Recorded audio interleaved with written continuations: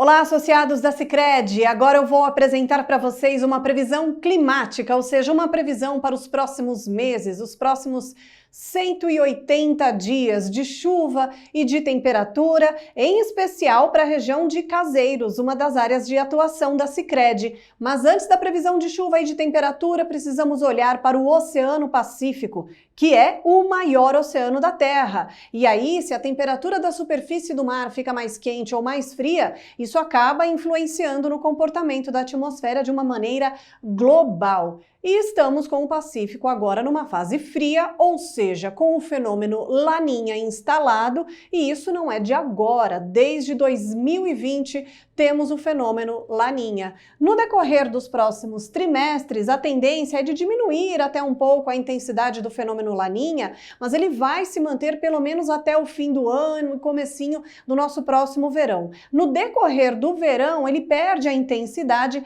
e aí a gente entra numa condição de neutralidade climática. Mas mesmo assim, mesmo sendo uma neutralidade climática, ou seja, sem Laninha e muito menos El Ninho, vai ser uma neutralidade climática com um viés negativo, ou seja, o Pacífico segue ainda em sua fase fria e isso pode trazer algumas consequências, mesmo que seja de uma forma mais branda.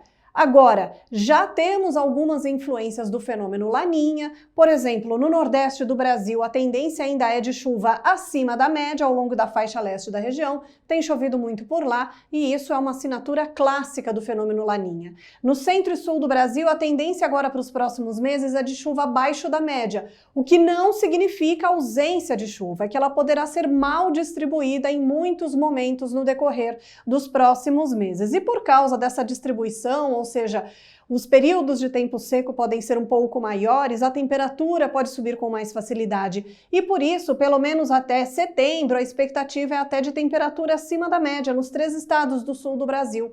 Não significa calor, um inverno, por exemplo, mais quente, mas significa que não é um inverno rigoroso. Em alguns momentos, tem sim queda acentuada de temperatura, o que pode provocar até valores abaixo de zero. Mas o mesmo Laninha, que deixa a chuva abaixo da média no centro e sul do Brasil, ele também aumenta a frequência de frentes frias.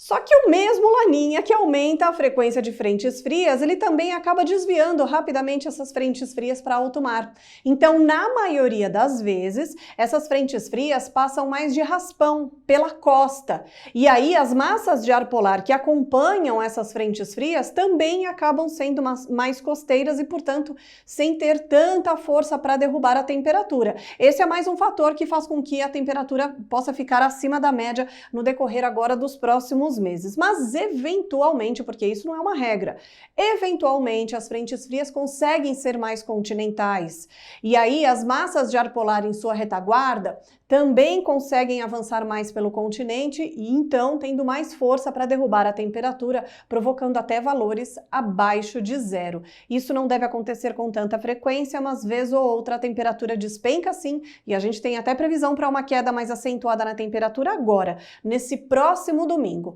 Mas antes de eu dar detalhes a respeito da temperatura, primeiro eu vou mostrar como é que fica a previsão de chuva até o fim do ano na região de Caseiros. Como eu disse, tem a possibilidade de gear agora no domingo e o Laninha, ele também traz o risco para geadas tardias. É mais um fator que a gente deve ficar de olho aí no decorrer das próximas semanas.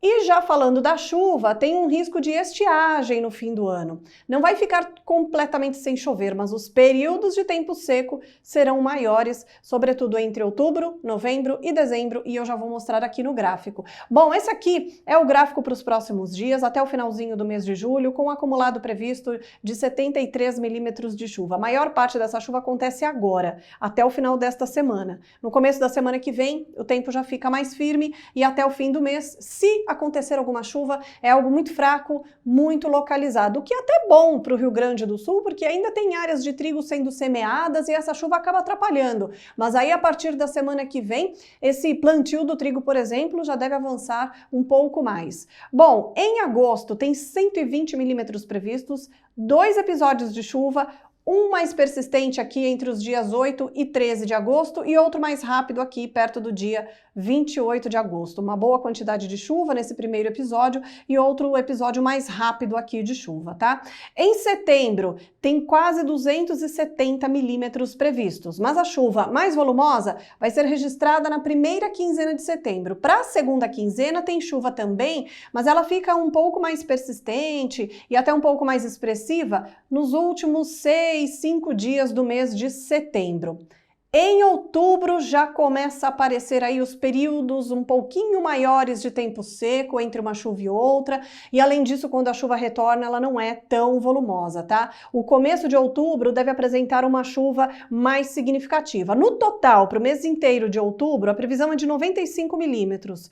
Boa parte desse volume bem expressivo pode não dar 95 milímetros, até porque a gente está falando agora de uma previsão mais estendida, tá? Então a gente olha para esse gráfico como uma tendência. A tendência é que a gente tenha, sim, volumes significativos de chuva, só que eles serão mal distribuídos. E ele pode acontecer, esse volume maior de chuva, no começo de outubro. A partir do dia 7, 8, já diminui a quantidade e até a possibilidade de chuva. Tem uma volta da chuva aqui por volta do dia 19 de outubro, mas olha a escala aqui, ó, 6 milímetros, tá vendo? Não tem 10 milímetros diários, o que seria considerado uma chuva agrícola. É tudo abaixo disso, então é só chuva fraca e mal distribuída.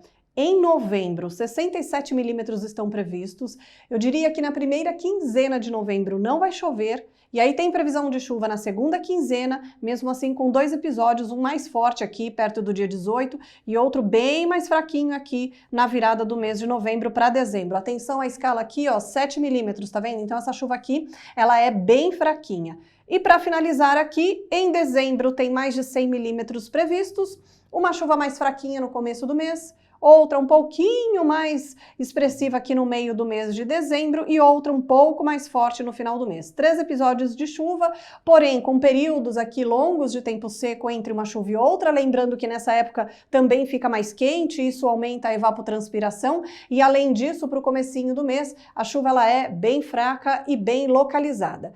Agora vamos às temperaturas. Como eu disse, domingo agora tem previsão para uma queda mais acentuada, domingo, segunda-feira, e aí a mínima prevista agora para o dia 18 é de 2 graus. Depois disso, olha como a temperatura sobe rápido. Então, essa massa de ar polar, embora ela provoque aí até geada de domingo para segunda-feira, ela é rápida. Depois, no decorrer da semana que vem, sobe rápido a temperatura mínima e não tem mais possibilidade de gear até o final de julho. Em agosto tem outra queda de temperatura por volta do dia 17, ou seja, em meados do mês, dando mínima aqui de 0, tá? Pode não ser 0, pode ser -1, pode ser 1 grau, ou seja, tá lá em torno de 0. De qualquer forma, tem uma expectativa de uma queda mais acentuada na temperatura, sobretudo aqui, ó, em meados do mês de agosto.